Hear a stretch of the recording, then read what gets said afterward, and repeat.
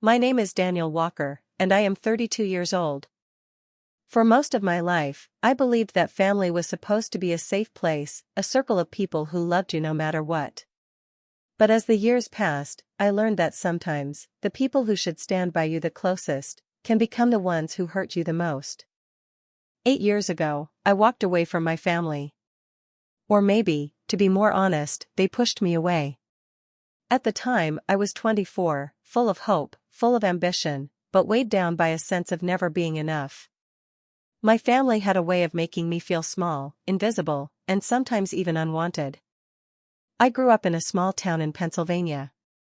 My father, Richard Walker, was a stern man, proud of tradition, proud of appearances. My mother, Margaret, followed his lead, always smiling politely in public but sharp in private. I had two siblings, my older brother Thomas, the golden child, and my younger sister Claire, who could do no wrong in my parents' eyes. I was the middle one, the overlooked one. And in many ways, the scapegoat. When I was young, I used to think that if I worked hard enough, they would finally see me, finally be proud of me.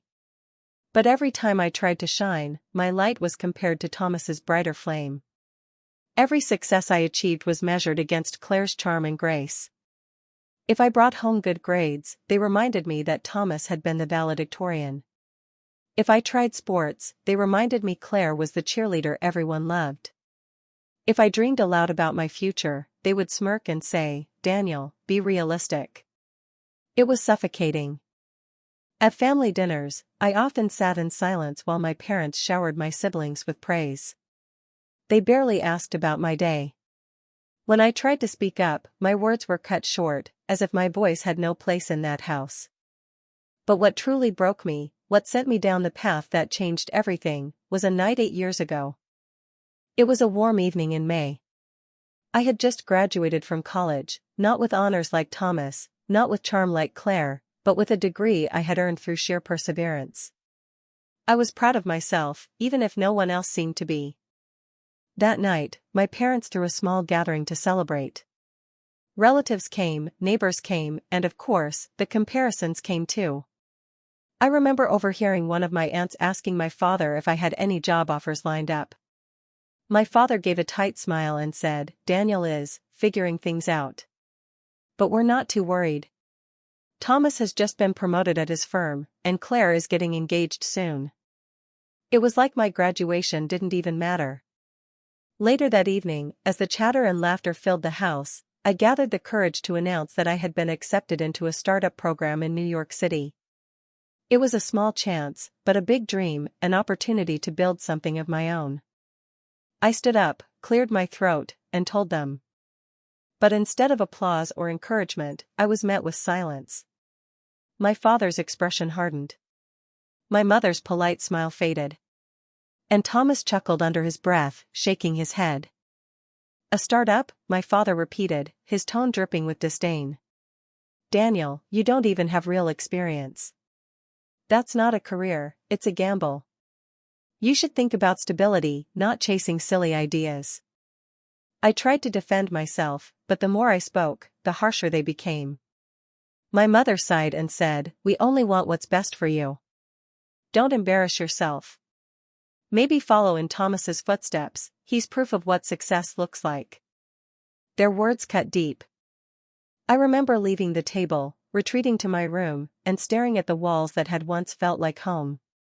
But that night, they no longer felt safe. They felt like a prison. And so, a few days later, I left. New York was not easy. I was young, broke, and carrying the weight of rejection on my shoulders. I rented a tiny apartment the size of a closet. I worked late nights at a diner to pay my bills while trying to build my dream during the day. There were nights when I questioned everything, when hunger gnawed at my stomach and loneliness pressed against my chest. I would sit by the window, looking out at the city lights, and wonder if my family had even noticed I was gone. The truth? They hadn't called. Not once. Weeks turned into months. Months turned into years. My family carried on with their lives as if I didn't exist. I stopped getting invites to Thanksgiving dinners, Christmas celebrations, even family weddings. I was erased, forgotten, shut out. It hurt. But it also fueled me. Every rejection became fuel for my ambition. Every silence became a reason to prove myself. And slowly, painfully, I began to rise. The startup that everyone mocked? It grew. What started as a team of 2 in a cramped apartment became a company of 50. Then 100. Investors began to notice. Clients began to line up.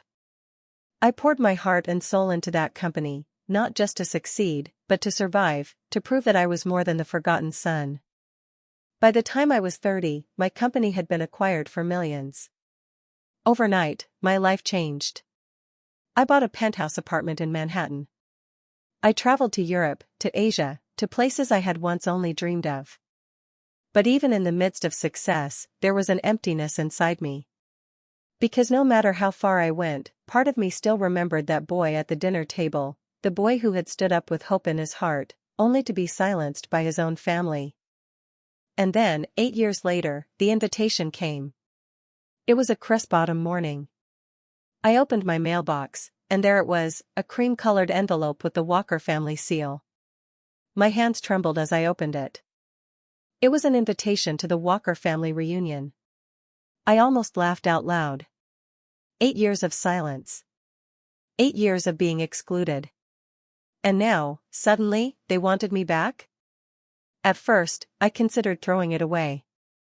Why should I go back to people who had erased me? Why should I care about their gatherings, their traditions, their shallow pride? But then, something inside me shifted. This wasn't just about me anymore. This was about closure.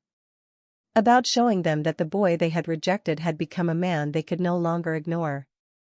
And so, I decided to go. But not quietly. The reunion was being held at my parents' estate, the same house where I had grown up, the same house where my dreams had been dismissed. I could already imagine the laughter, the smug smiles, the judgmental glances. But this time, things would be different. Because this time I wouldn't be arriving as the invisible middle child. This time I would be arriving as Daniel Walker, the man who had built an empire, the man who had a home of his own, far grander than anything my family could imagine.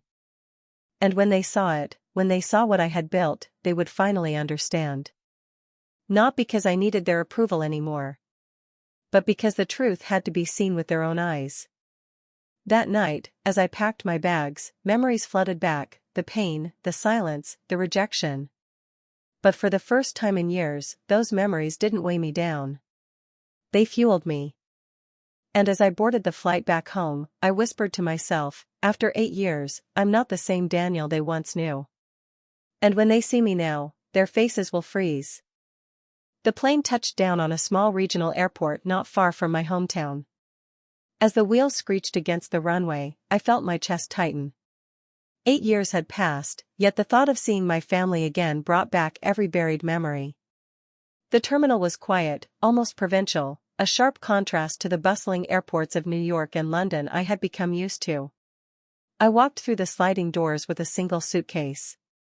To anyone watching, I might have looked calm, but inside, my thoughts were a storm. Would they look at me the same way they did 8 years ago? Would my father's disapproving glare still pierce through me? Would my mother still smile politely while dismissing me with her silence? I clenched my fists. No, I told myself. This time, things will be different. I rented a sleek black car and drove through the winding country roads I once knew so well. The fields stretched out endlessly, the autumn colors burning bright orange and red. Nostalgia tugged at me, but it wasn't the warm kind, it was heavy, layered with pain. As I approached the small town, familiar landmarks emerged, the diner where I used to work part-time, the high school football field where Thomas was once celebrated as a star, the church where every Walker was baptized. Every building seemed to whisper, "You were never enough here, Daniel." But I kept driving. Finally, the Walker estate came into view. A massive house of brick and stone, standing proud like a monument to tradition. I slowed the car, staring at the iron gates that loomed before me. This was the place where I was silenced. The place I had left behind. And tonight, I was coming back, not as the forgotten son, but as the man they never expected me to become. The gates creaked open, and I drove up the long driveway. Cars were already parked in neat rows, relatives spilling out in clusters, their laughter echoing across the lawn. Lanterns glowed softly from the porch, and the smell of roasted meat drifted in the air. My chest tightened again. I parked the car and stepped out. For a moment, no one noticed me. I adjusted my suit jacket, took a deep breath, and walked toward the house. The first person to recognize me was my cousin, Evelyn. She froze mid-conversation, her eyes widening.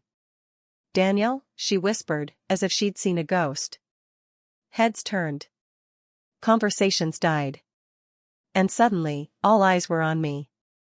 I felt the weight of their stares, a mix of shock, confusion, and discomfort. Some smiled nervously. Others whispered. Then, from the porch, I heard my father's voice. "Daniel?" There he was, Richard Walker, older now, his hair grayer, his posture still rigid. His eyes scanned me up and down, cold and unreadable. Beside him stood my mother, Margaret, clutching her pearls, her face pale as though she had seen something impossible. I forced a polite smile. "Hello, Father." "Hello, Mother. It's been a while." Silence. Finally, my mother stepped forward. "8 years," she said softly, almost trembling. "You've been gone 8 years." "Yes," I replied evenly. "And yet, here I am." The air grew heavy. Relatives shuffled awkwardly, unsure of what to say. And then, like clockwork, my brother Thomas appeared. Still tall, still confident, still with that same smug smile that had haunted me for years. "Well, look who finally decided to show up," he said loudly, as if trying to reclaim the attention that had momentarily shifted to me. "Didn't think you'd actually have the guts." I clenched my jaw but stayed calm. "Good to see you too, Thomas." Behind him, my sister Claire emerged. She looked softer, kinder perhaps, but her eyes flickered with the same condescension she'd inherited from our parents. "I wasn't sure you'd come," she said, her voice sweet but sharp. We thought you had moved on from all of this." I met her gaze. "I have. But sometimes, moving on doesn't mean forgetting." Dinner was served in the grand dining hall. The same table where I had once sat in silence now stretched before me, decorated with silverware and crystal glasses. Everyone took their seats, murmuring, stealing glances at me. I sat at the far end, opposite my father. It felt symbolic, 2 worlds apart, the rejected son and the man who had cast him out. The meal began with small talk. Relatives asked about the weather, about travel, about trivial things. But beneath it all was a tension so thick it could be cut with a knife. Finally, Thomas leaned forward.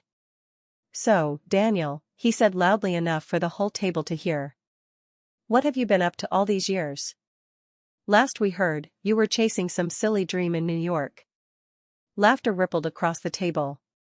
Not loud, but enough to sting. I smiled calmly. "Yes, Thomas. That silly dream turned into a company. A company that now operates internationally.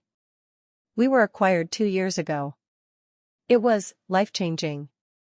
The table went quiet. Forks paused mid-air. My mother's hand trembled slightly. My father's eyes narrowed. Thomas forced a laugh. "Oh? And what company is that?" I gave the name. And immediately, I saw recognition flicker across the faces of cousins and uncles. They knew the name. They had read about it in business magazines, seen it in the news. The silence that followed was different this time. Not dismissive. Not mocking. But heavy, stunned. It was my mother who finally spoke. "So, you're successful now?" I met her eyes. "Yes, Mother. I suppose I am." My father's fork clinked against his plate. "Money doesn't erase irresponsibility. Success doesn't erase the past." His words hit like a slap, but this time, I didn't shrink. No, Father, I said firmly. But it does prove that I was never the failure you believed me to be. The table stiffened. Some avoided eye contact. Others looked fascinated, as if witnessing a long-awaited storm. After dinner, people began drifting into the living room. I stepped outside for air, standing beneath the autumn night sky. And that's when Thomas followed me. You think you can just waltz back in here and impress everyone with your money? He sneered. You're still the same Daniel. Still trying to prove yourself. Still desperate for attention. I turned to him slowly. No, Thomas. I'm not here to prove anything to you. I'm here because for once in my life, I don't need your approval, or anyone's. I came because I chose to. His smile faltered. For the first time, I saw doubt in his eyes. The night wore on. Conversations continued, some relatives approaching me with newfound curiosity, others avoiding me altogether. But the real moment, the one that would change everything, came the next day. Because the reunion wasn't just a dinner. It was a weekend-long gathering, with events, games, and tours of the family estate. And that morning, as relatives admired my father's property, someone asked about me, about where I lived, what kind of place I called home now. I hesitated for a moment. Then I smiled. Why don't I show you? I said. Caravan style, a group of relatives followed me out of the estate, curious, buzzing with questions. My parents resisted, but the momentum was unstoppable. They had silenced me for years. Tonight, they would see what silence had built. We drove 20 minutes down a winding road, until at last, the trees parted and the view opened. And there it was, my home. A sprawling modern mansion on the edge of the lake, glass walls reflecting the water, sleek lines blending with the horizon. It stood like a testament to every sleepless night, every rejection, every ounce of perseverance I had carried alone. Gasps filled the air. Some whispered. Some stared. My mother's hand went to her mouth. My father's face drained of color. Their expressions, those very faces that had once looked at me with disdain, froze. And for the first time in my life, I wasn't invisible. The silence that followed was heavier than anything I had ever known. Dozens of eyes were fixed on the mansion, on the life I had built without them. The glass windows reflected the morning sun, shining almost blindingly, as though the house itself was a symbol of defiance. My relatives stood in stunned stillness. Cousins whispered among themselves, aunts covered their mouths, uncles muttered under their breath. But the ones I watched most closely were my parents. My relatives stood in stunned stillness. Cousins whispered among themselves, aunts covered their mouths, uncles muttered under their breath. But the ones I watched most closely were my parents. My mother's face was pale, her lips parted as if she wanted to speak but couldn't. My father, his jaw tightened, his fists clenched, his expression unreadable. Finally, Thomas broke the silence. This, he stammered, gesturing wildly at the house, this doesn't prove anything. His words were sharp, but his voice cracked. It's just a building. Anyone with money can buy bricks and glass. I turned to him, calm but firm. You're right, Thomas. It is just a building. But this building didn't fall from the sky. It came from sacrifice. From nights of hunger, from years of being told I was nothing. It came from the silence of a family who should have stood by me but chose not to. Gasps rippled through the crowd. Some looked away, uncomfortable. Others leaned in closer, hungry for the confrontation they had sensed was inevitable. I walked toward the front steps of the house and turned back to face them all. For 8 years, I lived without your voices, without your support. You erased me from holidays, from birthdays, from every family moment that mattered. And you know what? I survived. No, I paused, my voice hardening. I thrived. My mother finally stepped forward, her voice trembling. Daniel, we didn't mean to erase you. We didn't understand your choices. I let out a bitter laugh. Didn't understand? Or didn't care? When I told you my dream, you dismissed it. You laughed at it. You called me irresponsible, a failure before I had even begun. Her eyes welled with tears. We were afraid for you. We thought you would fall. We thought you would embarrass yourself. I shook my head. No, Mother. You were afraid I wouldn't become what you wanted me to be. You weren't afraid of my failure, you were afraid of my difference. My father finally spoke, his deep voice cutting through the air. You speak of sacrifice, Daniel, but you forget the sacrifices we made as parents. The rules, the discipline, we gave you structure. And you threw it away for foolish ambition. I looked at him, my chest burning with years of pent-up words. Structure? I echoed. You call it structure? I call it suffocation. You never saw me, Father. Not once. To you, I was never Daniel. I was just the shadow between Thomas's achievements and Claire's perfection. I was the mistake you tolerated, not the son you loved. A hush fell. No one dared move. Thomas scoffed, but his voice was weaker now. You're making yourself the victim. You chose to leave. Yes, I said sharply. I chose to leave because I had no choice.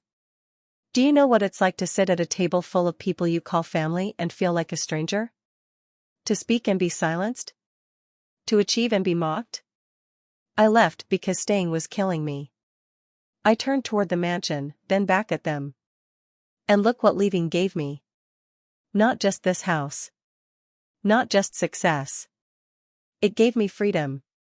It gave me identity. It gave me a voice.